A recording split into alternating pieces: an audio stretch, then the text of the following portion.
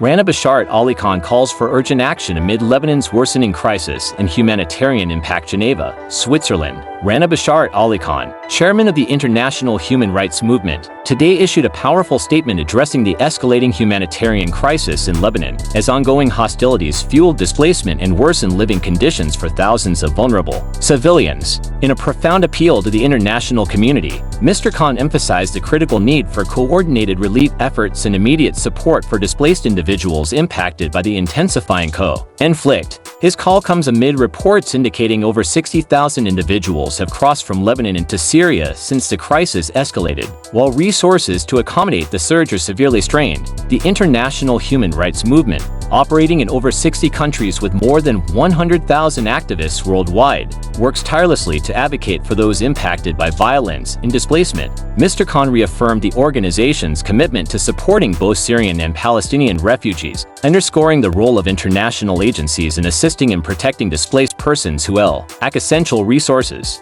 shelter, and medical support. Mr. Khan expressed concern over the significant humanitarian strain on Syria, where community centers and temporary housing facilities are overwhelmed by the influx of civilians arriving from Lebanon. UNHCR and local partners have been critical in providing essential services. However, the demand for resources such as legal assistance, transportation, and psychological support has reached unprecedented levels. Without immediate financial and logistical support from global donors, these support systems face the risk of collapse, leaving thousands without essential aid. Mr. Khan called on the United Nations, the European Union, and humanitarian organizations to increase financial contributions and reinforce aid networks in both Syria and Lebanon to address critical shortages. Highlighting the international human rights movement's advocacy role, he appealed for enhanced diplomatic efforts to push for a ceasefire and humanitarian access in conflict zones, enabling safe and sustained assistance to affected populations. Through his statement,